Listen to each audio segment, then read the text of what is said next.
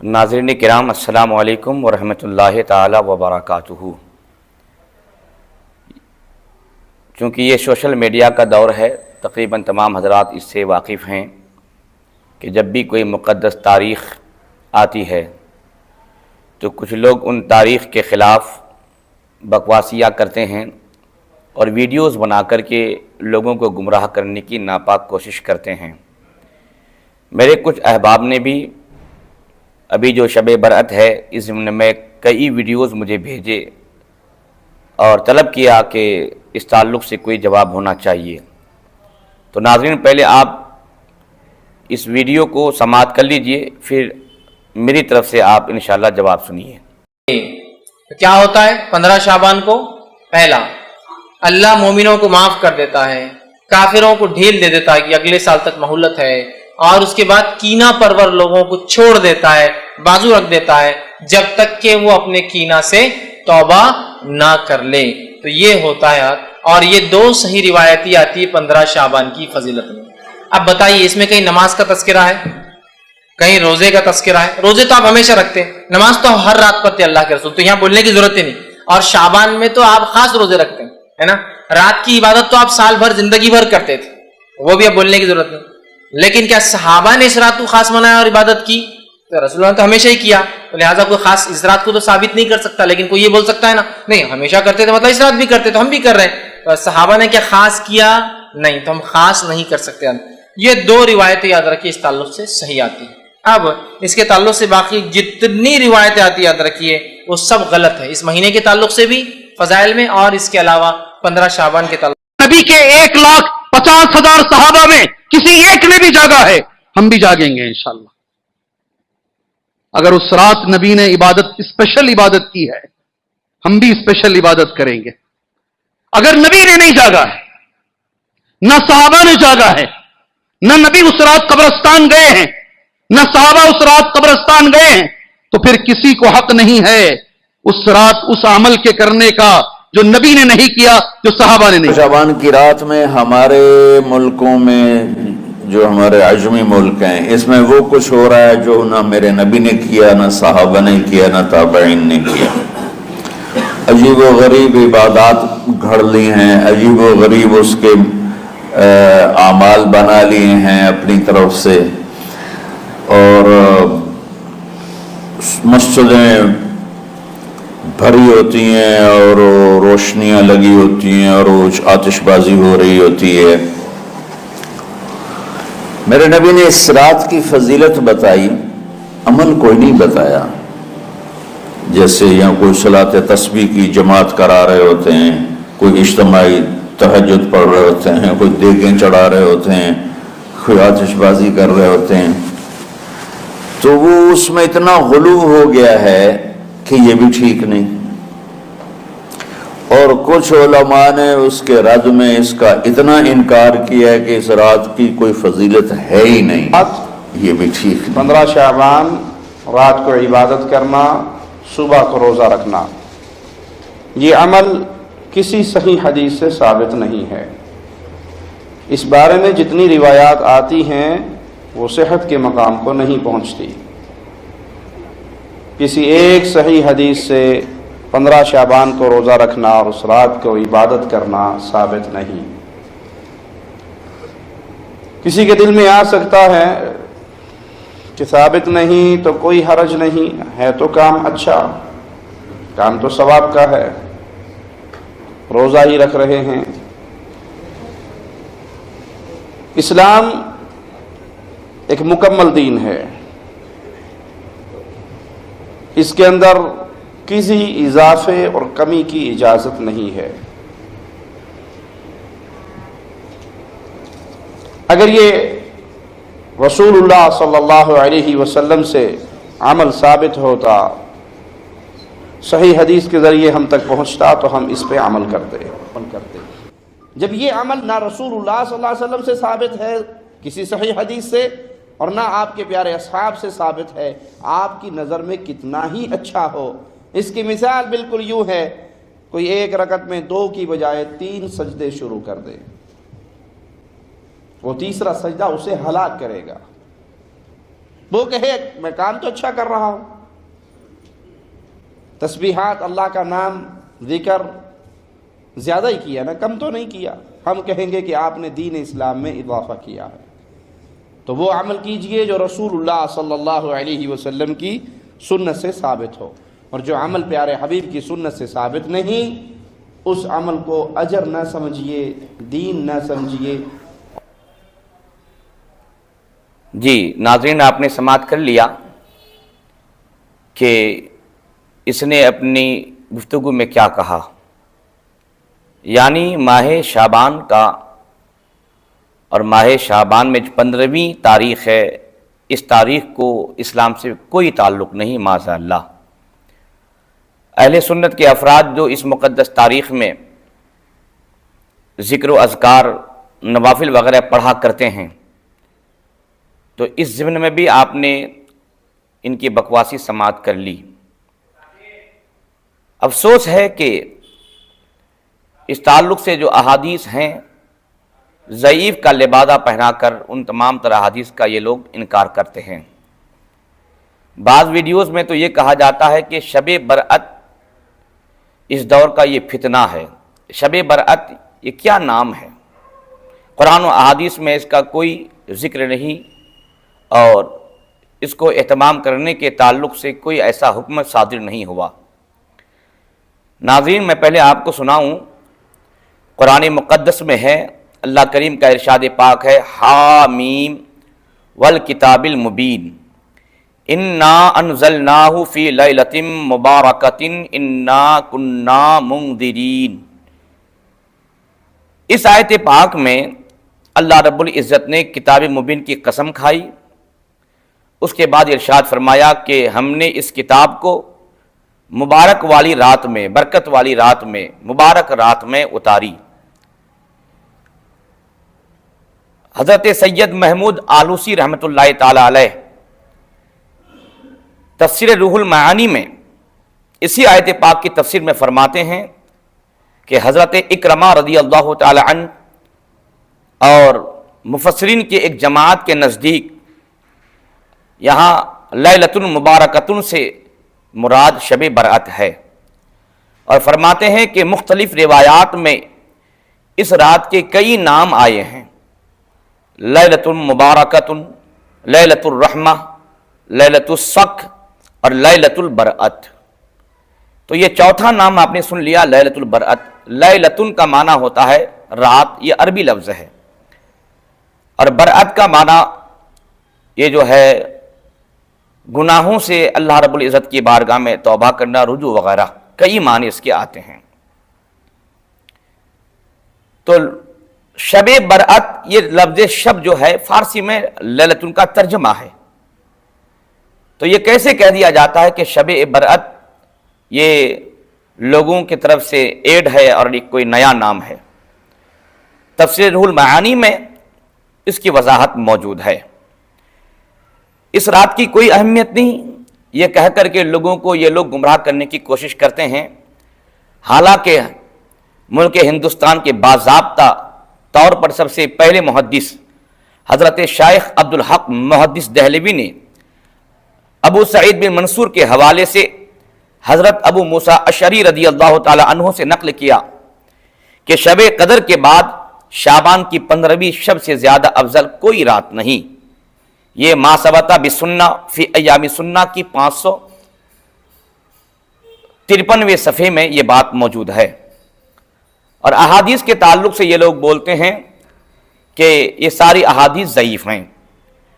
میں آپ کو بتاؤں، سنن ابن ماجہ صفحہ 99، جامع الترمذی صفحہ 92، مشکات المصابیح صفحہ 114 اور 115، آپ کھول کے دیکھیں اور احادیث پڑھیں تو آپ کو معلوم ہوگا کہ اہل سنت نے کوئی نیا کام نہیں کیا، بلکہ اللہ کے رسول صلی اللہ علیہ وسلم اور صحابہ اکرام کے طرز عمل پر عمل کیا ہے۔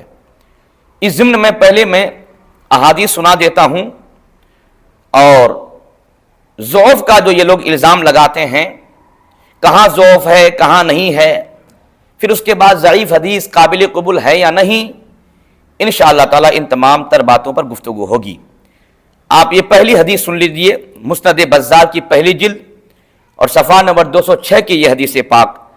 ان ابی بکر رضی اللہ تعالی عنہ قال قال رسول اللہ صلی اللہ علیہ وسلم اذا کان لیلۃ النصف من شعبان ينزل اللہ الى سماء الدنیا فیغفر لعباده الا ما کان من مشرک او مشاحن لاخیہ۔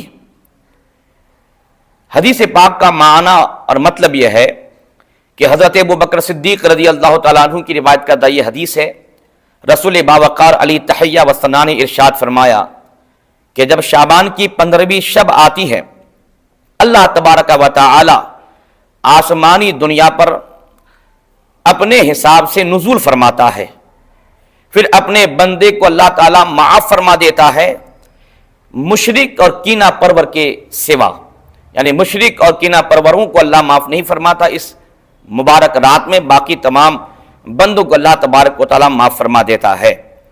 یاد رہے امام ابو بکر احمد بن عمرو المعروف بزار نے اس حدیث پاک کو نقل کرنے کے بعد لکھا ہے کہ اگرچہ اس حدیث میں عبد الملک بن عبد الملک معروف راوی نہیں ہیں، حضرت ابو بکر صدیق کے علاوہ دیگر صحابہ سے بھی یہ حدیث مروی ہے، لیکن ابو بکر کی جلالت نے اس حدیث کو حسین بنا دیا ہے۔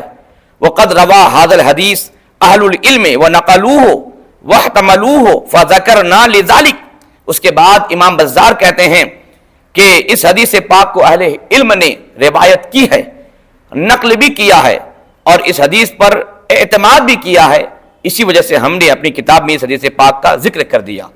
مزید امام حیثمی نے مجمع الزوائد الحیثمی کی 8ویں جلد اور صفحہ نمبر 65 میں لکھا ہے کہ عبد الملک بن عبد الملک کو ابن ابی حاتم نے اپنی کتاب الجرح والتعدیل میں ذکر کیا اور اس کو ضعیف نہ کہا، جب کہ اس کے باقی روایات کیا ہیں؟ ثقہ ہیں۔ تو آپ نے سن لیا کہ عبد الملک بن عبد الملک ایک ہی راوی پر اس حدیث پاک میں گفتگو ہے، اور ان دونوں امام نے اس راوی کے تعلق سے اس طرح کا ارشاد فرما ہی دیا ہے۔ تو ہمارا آپ کو سمجھنا چاہیے کہ ڈائریکٹ ہم کسی حدیث پر ضعف کا حکم کیسے لگا دیتے ہیں۔ دوسری حدیث پاک اس ضمن میں سماعت کریں۔ ان علی قال قال رسول اللہ صلی اللہ علیہ وسلم اذا كانت لیلۃ النصف من شعبان فقوموا لیلها وصوموا نهارها فإن الله ينزل فيها لغروب الشمس الى سماء الدنيا فيقول الا من مستغفر لي فاغفر له الا مسترزق فارزقه الا مبتلی فاعافيه الا كذا حتى يطلع الفجر۔ یہ ابن ماجہ شریف اور صفحہ نمبر 99 میں یہ حدیث پاک ہے، باب ما جاء فی لیلۃ النصف من شعبان کی یہ حدیث پاک ہے۔ تو اس حدیث پاک سے یہ بات واضح ہوئی، کیونکہ بہت لوگ ویڈیوز میں یہ چیلنج کرتے ہیں اہل سنت کے علماء کو اور کہتے ہیں کہ اگر کوئی یہ ثابت کر دے کہ حضور پاک صلی اللہ علیہ وسلم نے اس رات میں شب بیداری کی ہو اور صحابہ اکرام کو شب بیداری کرنے کا حکم دیا ہو تو ہم بھی آئندہ شب بیداری کرنا شروع کر دیں گے۔ تو میں آپ سے کہوں گا کہ حدیث ابن ماجہ شریف کی پڑھیے تو آپ کو معلوم ہوگا، حضرت علی کی روایت کا کردہ حدیث ہے۔ رسول پاک صلی اللہ علیہ وسلم نے ارشاد فرمایا کہ جب شعبان کی 15ویں رات آ جائے فقوموا لیلہا، تو اس کی رات میں تم قیام کرو، مراد شب بیداری کرو، اللہ کی عبادت کرو، اور اس کے دن میں روزے رکھو، اس لیے کہ اللہ رب العزت اس رات غروب شمس ہی کے وقت آسمانی دنیا میں نزول فرماتا ہے، پھر فرماتا ہے کوئی مغفرت چاہنے والا کہ میں اسے بخش دوں، ہے کوئی روزی مانگنے والا کہ میں اسے روزی دوں، ہے کوئی میں اسے عافیت دے دوں۔ ایسے اللہ رب العزت لوگوں کو اللہ کی رحمتیں پکارتی رہتی ہیں، اور یہ فجر کے طلوع ہونے تک رب تبارک و تعالیٰ کی رحمت بندوں کی جانب متوجہ رہتی ہے۔ تو آپ سمجھ سکتے ہیں کہ جب حضور پاک نے یہ فرما دیا ہو قوموا لیلہا وصوموا نہارہا، تو جو لوگ کہتے ہیں کہ صحابہ اکرام نے نہیں منایا، تو میں ان سے گزارش کروں گا کہ میرے آقا نے جب صحابہ کو یہ فرما دیا کہ اس کی رات میں تم لوگ قیام کرو، اس کے دن میں روزہ رکھو، تو کیا صحابہ کرام نے نبی پاک کی بات نہیں مانی؟ کیا نبی پاک کی بات کو نہ مان کر کسی ایک صحابی نے روزہ بھی نہیں رکھا؟ کیا ایک صحابی نے شب بیداری نہیں کی؟ اگر نہیں کی ہو تو ایک صحابی کا نام آپ مجھے بتاؤ حوالے کے ساتھ۔ میرا ایمان کہتا ہے کہ میرے آقا کریم نے جب فرما دیا تو تمام صحابہ کرام نے ضرور میں نبی پاک کے اس قول پر عمل کیا ہوگا۔ ہاں، اس حدیث پاک میں ابن ابی سبرہ نام کے ایک راوی ہیں، ہاں اس کو ضعیف راوی کہا گیا ہے، لیکن تمام دیگر راوی جو ہیں وہ تمام راوی لوگ ثقہ ہیں۔ پھر ابھی میں بتاؤں گا کہ ایک راوی ضعیف ہو، دیگر راوی ثقہ ہوں، پھر اس طرح کا مضمون دوسری حدیث پاک میں ملتا ہو تو اس حدیث میں قوت آ جاتی ہے اور اس حدیث میں عمل کرنا ہمارے اور آپ کے لیے روا ہو جاتا ہے۔ تیسری حدیث پاک سماعت کریں، یہ مسند امام احمد بن حنبل کی حدیث پاک دوسری جلد اور صفحہ نمبر 176 میں ہے۔ ان عبداللہ بن عمرو ان رسول اللہ صلی اللہ علیہ وسلم قال یطلع اللہ الى خلقہ لیلۃ النصف من شعبان فیغفر لعبادہ الا لاثنین مشاہن وقاتل نفس۔ اس حدیث پاک کا مطلب یہ ہے کہ رسول پاک صلی اللہ علیہ وسلم نے ارشاد فرمایا کہ شعبان کی 15ویں رات میں رب قدیر اپنے مخلوقات کی طرف متوجہ ہوتا ہے جیسا کہ اس کی شان کے لائق ہے، پھر اپنے بندوں کو اللہ بخش دیتا ہے سوائے دو آدمی کے، ایک ہے مشاہن یعنی کینہ پرور اور ایک ہے قاتل۔ امام منذری نے کہا کہ اس حدیث کو امام احمد بن حنبل نے لین یعنی قلیل ضعف سے روایت کیا ہے۔ یہ الترغیب و ترغیب کی تیسری جلد اور صفحہ نمبر 308 میں ہے، اور امام حیثمی نے مجمع الزوائد کے 8ویں جلد صفحہ نمبر 65 میں لکھا کہ اس روایت میں ابن لہیہ ہے جو کہ لین الحدیث ہے۔ امام سیوطی نے طبقات الحفاظ کی پہلی جلد صفحہ نمبر 107 میں کہا کہ ابن لہیہ کا انہوں نے ذکر بھی کیا اور کہا کہ امام احمد نے اسے ثقہ کہا ہے۔ تو بھائی جس راوی پر گفتگو ہو رہی ہے اس راوی کو بعض امام نے ثقہ تک کہہ دیا ہے، تو ڈائریکٹ اس حدیث پاک پر ضعف کا حکم لگانا یہ دیانت داری نہیں ہوگی، یہ ناانصافی ہوگی۔ چوتھی حدیث پاک سماعت کریں، یہ بھی اسی مضمون کی حدیث ہے۔ یہ حدیث صحیح ابن ابان کی 12ویں جلد کے صفحہ نمبر 481 میں ہے، اور المعجم الکبیر للطبرانی کی 20ویں جلد کے صفحہ نمبر 108 اور المعجم الاوسط للطبرانی کے 7ویں جلد کے صفحہ نمبر 36 میں یہ حدیث ہے۔ ان معاذ بن جبل ان النبی صلی اللہ علیہ وسلم قال یطلع اللہ الی خلقہ فی لیلۃ النصف من شعبان فیغفر لجمیع خلقہ الا لمشرک اور مشاہن۔ جو میں نے پہلے حدیث سنائی اسی حدیث کا جو مفہوم ہے سیم اس حدیث پاک کا بھی یہی مفہوم ہے۔ اس حدیث پاک میں امام حیثمی نے کہا کہ اس روایت کو طبرانی نے روایت کیا ہے اور اس کے تمام رجال ثقہ ہیں، مجمع الزوائد الحیثمی کی 8ویں جلد کے صفحہ نمبر 65 میں۔ تو جب اس حدیث کے تمام رجال اور روات ثقہ ہیں تو اس حدیث پاک کا مفہوم تو پہلے والی حدیث میں بھی مل رہا ہے، تو اس حدیث پاک کی وجہ سے گزشتہ حدیث بھی قوی ہو جائے گی اور اس کا ضعف ختم ہو جائے گا، اور جب اس کے تمام رجال و روات ثقہ ہیں تو یہ مفہوم جہاں جہاں ملے گا ساری حدیثیں قوی ہو جائیں گی۔ اب 5ویں حدیث جو میں آپ کو سنانے لگا ہوں اس حدیث پاک میں بھی یہی مفہوم ہے۔ یہ حدیث مسند بزار کی 2 جلد صفحہ نمبر 435 میں ہے۔ ان ابی ہریرہ قال قال رسول اللہ صلی اللہ علیہ وسلم اذا کان لیلۃ النصف من شعبان یغفر اللہ لعبادہ الا لمشرک او مشاہن۔ امام حیثمی نے کہا کہ امام بزار نے اس حدیث کی روایت کی، اس میں ایک راوی ہے ہشام بن عبد الرحمن، اس کو میں نہیں جانتا، باقی ثقہ ہیں۔ مجموع الزوائد الحیثمی کی 8ویں جلد میں انہوں نے کہا ہے، لیکن میں نے جو اس سے پہلے ابھی ایک حدیث سنائی کہ اس کی تمام روات، تمام روات، تمام رجال ثقہ ہیں، تو اس سے اس حدیث پاک کو قوت مل جائے گی۔ اور یہ 6ٹھی حدیث میں آپ کو سنانے لگا ہوں، یہ حدیث بھی اسی حدیث کے مفہوم کے بالکل مطابق ہے۔ یہ مسند بزار کی 7ویں جلد کے صفحہ نمبر 186 میں ہے۔ ان عوف بن مالک قال قال رسول اللہ صلی اللہ علیہ وسلم یطلع اللہ علی خلقہ لیلۃ النصف من شعبان فیغفر لهم كلهم الا لمشرک او مشاہن۔ تو یہ حدیث پاک بھی اسی حدیث پاک کے مفہوم کے بالکل عین مطابق ہے۔ اب سنیں ابن شاہین تاریخ اسماء الثقات کی پہلی جلد کے صفحہ نمبر 147 میں عبد الرحمن بن زیاد بن انعم کا ذکر کیا ہے، اور یحییٰ بن معین نے کہا ہے کہ اس سے روایت لینے میں کوئی حرج نہیں، اگرچہ اس میں ضعف ہے، اور احمد بن صالح نے تو اسے ثقہ کہہ دیا ہے۔ یعنی اس حدیث کی روایت میں ایک راوی ہے عبد الرحمن بن زیاد بن انعم، تو ان کے تعلق سے آپ نے ابھی سن لیا کہ احمد بن صالح نے تو اسے ثقہ کہہ دیا ہے۔ ہاں بعض امام نے ان کو جو ہے ضعیف کہا ہے، تو بعض نے ان کو ثقہ بھی تو کہا ہے، تو ڈائریکٹ ضعف کا حکم لگا کر کے ڈائریکٹ حدیث پاک کا انکار کر دینا یہ مکمل ناانصافی ہے۔ اس ضمن میں آپ 7ویں حدیث سماعت کریں۔ یہ حدیث پاک ابن ماجہ شریف کی پہلی جلد کے صفحہ نمبر 99 میں باب ما جاء فی لیلۃ النصف من شعبان میں موجود ہے۔ ان ابی موسیٰ اشعری قال قال رسول اللہ صلی اللہ علیہ وسلم ان اللہ لا یطلع فی لیلۃ النصف من شعبان فیغفر لجمیع خلقہ الا لمشرک اور مشاہن۔ اس حدیث پاک کا معنی اور مطلوب اور مفہوم بھی گزشتہ حدیثوں کے عین مطابق ہے، لیکن یاد رہے یہ روایت جو ہے امام ابن ماجہ نے جو اپنی کتاب میں لکھا ہے تو یہ مرفوع اور منقطع ہے، لیکن اسی حدیث کو ہبت اللہ حسن لالکائی نے شرح اصول اعتقاد اہل سنت کی 30 جلد کے صفحہ نمبر 447 میں، اور امام مزی نے تہذیب الکمال کی 9ویں جلد کے صفحہ نمبر 309 میں بہت ہی اعلیٰ سند سے روایت کی ہے۔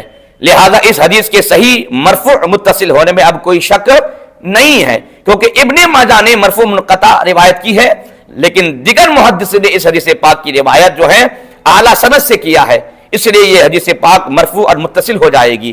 تو پھر اس حدیث پاک پر آپ ضعف کا حکم کیسے لگا سکتے ہیں؟ 8ویں حدیث اس ضمن میں آپ سماعت کریں۔ ان عثمان بن ابی العاص رضی اللہ عنہ قال قال رسول اللہ صلی اللہ علیہ وسلم اذا كان ليلة النصف من شعبان فاذا مناد هل من مستغفر فاغفر له هل من سائل فاعطيه فلا يسأل احد الا اعطي الا زانية بفرجها او مشرک۔ شعب الایمان کی 33 جلد کے صفحہ نمبر 383 کی یہ حدیث پاک ہے، اور اس حدیث پاک کا تقریباً مفہوم وہی ہے، لیکن اس میں کچھ الفاظ زیادہ ہیں کہ رب کی رحمت پکار کر کہے گی کہ ہے کوئی مغفرت چاہنے والا کہ اسے میں بخش دوں، ہے کوئی سوال کرنے والا چاہے وہ کسی بھی حلال چیز کا سوال کرے تو میں اسے عطا کروں، تو کوئی بھی سوال نہیں کرتا ہے مگر اس کو عطا کیا جاتا ہے، لیکن جو زانی ہے اور جو مشرک ہیں اس کو عطا نہیں کیا جاتا ہے۔ اور اسی ضمن میں 9ویں حدیث سماعت کر لیجئے آپ، یہ المعجم الکبیر للطبرانی کی حدیث ہے، حدیث نمبر 590 ہے، اور اس سنت ابن ابی عاصم اور حدیث نمبر 511 ہے۔ ان ابی ثعلبہ ان النبی صلی اللہ علیہ وسلم قال یطلع اللہ علی عبادہ لیلۃ النصف من شعبان فیغفر للمؤمنین ویمہل الکافرین ویدعو اہل الحقد بحقدہم حتی یدعوہ۔ اس حدیث پاک کا مطلب یہ ہے کہ شعبان کی 15ویں رات میں رب قدیر اپنے بندوں کی جانب متوجہ ہوتا ہے، تو مومنین کو اللہ بخش دیتا ہے، کافروں کو اللہ مہلت دیتا ہے، اور حسد والوں کو اس کے حسد میں چھوڑ دیتا ہے جب تک کہ وہ خود حسد کو چھوڑ نہ دے۔ یعنی اس مبارک رات میں اگر وہ توبہ کر لے تو اللہ تعالیٰ اس کی بھی بخشش فرما دے گا۔ یاد رہے یہ جو حدیث میں نے آپ کو سنائی، تو اس حدیث پاک میں ایک احوص بن حکیم نام کے راوی ہیں جس پر دیگر محدثین نے ضعف کا حکم تو لگا دیا ہے، لیکن جو لوگ آج سوشل میڈیا میں اچھل کود کرتے ہیں ان لوگوں کا دیکھیے گا تعلق اکثر دیکھیے گا وہ لوگ اکثر یا تو اہل حدیث ہوتے ہیں اور وہابی ہوتے ہیں۔ تو اہل حدیث اور وہابیوں کا بہت بڑا مولانا شیخ محمد ناصر الدین البانی نے اس حدیث کے بارے میں کہا کہ یہ حدیث صحیح ہے، اور احوص بن حکیم جو کہ ضعیف الحفظ ہے اس کے سوا تمام روات ثقہ ہیں جیسا کہ التقریب میں ہے، بس اس کی مثل سے استشہاد کیا جائے گا کیونکہ وہ اپنے بعد وغیرہ کے طریق کے سبب قوی ہو جاتا ہے۔ تو یہ شیخ صاحب نے جو بات کہی ہے تو ان کی بات کی بنیاد پر میں نے جو ابھی آپ کو 9 حدیثیں اس سے پہلے اور سنائی ہیں، تو تمام حدیثوں میں شیخ صاحب کی بات کی بنیاد پر قوت آ جاتی ہے اور وہ ناقابل انکار بن جاتی ہیں۔ تو پھر اپنے بڑے مولانا کی بات کو یہ لوگ کیوں نہیں مانتے اور شب برأت کو شب بیداری کر کے اللہ کے رسول صلی اللہ علیہ وسلم کی سنت پر یہ لوگ عمل کیوں نہیں کرتے ہیں؟ یاد رہے جو میں نے بات کہی ہے یہ شیخ محمد ناصر الدین البانی کی ظلال الجنہ فی تخریج سنہ لابن ابی عاصم کی پہلی جلد صفحہ نمبر 223 میں انہوں نے یہ بات لکھی ہے۔ ساتھ ساتھ امام دارقطنی نے اور ابن عدی نے کہا ہے کہ اس سے بہت سے یعنی یہ جو احوص بن حکیم جو راوی ہیں، اس راوی سے بہت سی روایات مروی ہیں، اور وہ ان روات میں سے ہیں جن کی احادیث لکھی جاتی ہیں، اور ثقہ روات کی ایک جماعت نے اس سے حدیث بھی لی ہے۔ یہ تہذیب الکمال کی دوسری جلد کے صفحہ نمبر 293 میں موجود ہے۔ تو آپ سمجھ رہے ہیں کہ اتنے بڑے بڑے امام جو ہیں اس راوی کے تعلق سے اس طریقے سے کمٹمنٹ دے رہے ہیں، تو ہمارے اور آپ کی ضرورت نہیں ہونی چاہیے کہ ہم ڈائریکٹ اس حدیث کو ذوب کا حکم دے کر کے اس کا انکار کر دیں، یہ بڑی ناانصافی ہو جائے گی۔ لیکن یاد رہے، یہ لوگ کہتے ہیں کہ سنی لوگ اس رات میں قبرستان بھی جاتے ہیں، شب بیداری کرتے ہیں، یہ کہاں سے ثابت ہے؟ اگر کوئی ثابت کر دے تو ہم بھی اس کام کو کرنا شروع کر دیں گے۔ تو آئیے صاحب میں آپ کو مشکات المصابیح کی حدیث پاک آپ کو سنا دیتا ہوں۔ یہ مشکات المصابیح کی حدیث ہے اور صفحہ نمبر 115 میں موجود ہے۔ ان عائشہ قالت فقدت رسول اللہ صلی اللہ علیہ وسلم لیلۃ فاذا هو بالبقیع فقال اكنت تخافین ان یحیف اللہ علیک ورسولہ قلت یا رسول اللہ انی ظننت انک اتیت بعض نسائک فقال ان اللہ تعالی ينزل لیلۃ النصف من شعبان الى السماء الدنیا فیغفر لاکثر من عدد شعر غنم کلب رواہ الترمذی و ابن ماجہ، یعنی یہ حدیث ترمذی میں بھی ہے اور ابن ماجہ میں بھی ہے۔ اور ایک اور حدیث سن لیجیے، ان عائشہ ان نبی صلی اللہ علیہ وسلم قال هل تدرین ما فی هذه الليلہ یعنی لیلۃ النصف من شعبان قالت ما فیها یا رسول اللہ فقال فیها ان یکتب کل مولود بنی آدم فی هذه السنة وفیها ان یکتب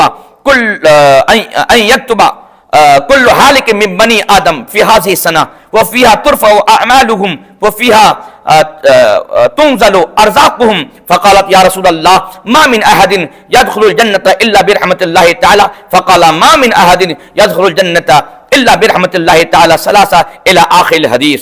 تو ان دونوں حدیث پاک کو آپ نے سن لیا۔ ان دونوں حدیث پاک میں یہی بتایا گیا ہے کہ حضرت عائشہ صدیقہ کہتے ہیں کہ ایک رات میں نے اپنے بسترے میں نبی پاک کو نہیں پایا، میں تلاش میں نکلی تو میں دیکھتی کیا ہوں کہ جنت البقیع قبرستان میں میرے آقا صلی اللہ علیہ وسلم اپنے سر مبارک کو اٹھائے ہوئے اللہ کی بارگاہ میں دعا کر رہے ہیں۔ تو میرے آقا کریم نے مجھے فرمایا کیا تم یہ سمجھتی تھی کہ اللہ اور اس کا رسول تمہارے حق میں کوئی حق تلفی کریں گے؟ تو تم جانتی ہو یہ کون سی رات ہے؟ یہ شعبان کی 15ویں رات ہے۔ اس رات میں اللہ تعالیٰ آسمانی دنیا میں نزول فرماتا ہے، یعنی اللہ کا جلوہ، اللہ کی رحمت، اللہ کا کرم، اور اللہ تبارک و تعالیٰ بنی کلب کے بکریوں کے بال کے تعداد کے مطابق گنہگاروں کو اس رات میں بخش دیتا ہے۔ اور اس رات میں کیا کیا ہوتا ہے اس دوسری حدیث پاک میں یہ موجود ہے۔ تو صاحب یہ جو ابھی میں نے سنایا امام بہقی نے جو ہے اپنی کتاب میں اس کی روایت کی ہے۔ تو یہ جو چند روایات میں نے آپ کو سنایا، تو ان تمام تر یہ جو روایت ابھی میں نے مشکات کے ذریعے سنایا، تو اس حدیث میں ایک راوی ہے حجاج بن ارطاد، ان کو محدثین نے مدلس کہا، لیکن اس سے حدیث لینا جائز قرار دیا ہے۔ یہ معرفت الثقات کی پہلی جلد صفحہ نمبر 248 میں بات موجود ہے۔ طبقات الحفاظ کی پہلی جلد صفحہ نمبر 88 میں امام سیوطی نے اس کو بعض روات سے احادیث لینے کی بنیاد پر حافظ شمار فرمایا ہے۔ اور جامع التحصیل کی پہلی جلد کے صفحہ نمبر 299 میں ایک اور راوی اس حدیث میں ہیں یحییٰ بن ابی کثیر، اس کے تعلق سے لکھتے ہیں کہ ان کو ابن حبان نے ثقہ کہا ہے، اور امام ایوب نے تو زہری کے بعد اہل مدینہ میں سے حدیث کو سب سے زیادہ جاننے والا یحییٰ کو قرار دیا ہے۔ تو آپ نے دیکھ لیا کہ 10 احادیث میں نے شب برأت کے تعلق سے سنایا، اور ان تمام تر احادیث میں محدث نے کیا کہا وہ بھی آپ کے سامنے میں نے مکمل حوالے کے ساتھ کھول کے رکھ دیا۔ تو یہ لوگ جو ذوف کا حکم لگا کے کہتے ہیں کہ بھائی یہ ساری حدیثیں ضعیف ہیں، اس لیے ناقابل اعتبار ناقابل عمل ہیں، تو یہ بڑی ناانصافی ہوگی۔ اب آئیے میں آپ کو ان تمام اہل حدیث اور وہابیوں کو ان کے سب سے بڑے مولانا کا فتویٰ سنا دیتا ہوں۔ ان کے سب سے بڑے مولانا یہ ابن تیمیہ ہے۔ ابن تیمیہ کی کتاب ہے مجموع فتاوی، اس کی 23ویں جلد کے صفحہ نمبر 131 میں یہ موجود ہے۔ سئل ابن تیمیہ عن صلاۃ نصف شعبان فاجاب اذا صلى الانسان ليلة النصف وحده او في جماعة خاصة كما كان يفعل طوائف من السلف فهو احسن۔ یعنی ابن تیمیہ سے جب پوچھا گیا شعبان کی 15ویں رات کی نماز کے تعلق سے، نفل نماز کے تعلق سے، تو اس نے جواب دیا کہ جب کوئی انسان شعبان کی 15ویں رات میں تنہا یا کوئی خاص جماعت میں یہ نمازیں پڑھتا ہے جیسا کہ اس سے پہلے سلف صالحین پڑھا کرتے تھے فہو احسن، تو وہ بہت ہی اچھا ہے، بہت ہی بہتر ہے۔ تو ابن تیمیہ سے سوال ہوا اور وہ جب اس رات کے نفل نماز کے تعلق سے اس طرح کا فتویٰ دیا تو ان تمام تر اہل حدیث کو چاہیے کہ وہ بھی اس رات کا اہتمام کریں اور اپنے کم از کم نبی پاک علیہ وسلم کی حدیث کا نہیں تو اپنے مولانا کی بات تو مان لیا کریں، کیونکہ ہم تو جانتے ہیں کہ ان کو ہمارے حضور سے کوئی غرض نہیں ہوتا۔ ان کو چونکہ یہ لوگ یہودی ہیں اصل میں، جس کی بنیاد پر یہ لوگ یہودیت ہی کی بات کو مانتے ہیں، اسلام کی بات کو نہیں مانا کرتے ہیں، اور جہاں جہاں میرے نبی پاک کی عزت ہوا کرتی ہے وہاں یہ لوگ اس طرح کے انکار لاتے ہیں اور انکار کی بات کیا کرتے ہیں۔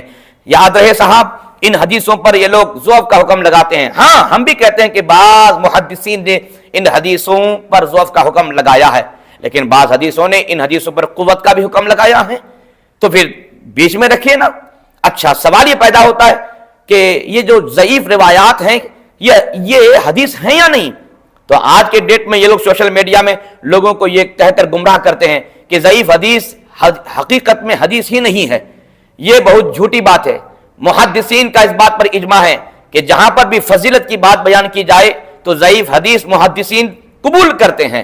اچھا، اگر ضعیف حدیث ہی نہیں ہے تو پھر ابن ماجہ میں، جامع ترمذی میں جو کہ سیاہ ستہ کی حدیث ہے، تو حدیث کی کتاب ہے، تو اس کتاب میں محدثین نے پھر ضعیف حدیث کو نقل کیوں کر دیا؟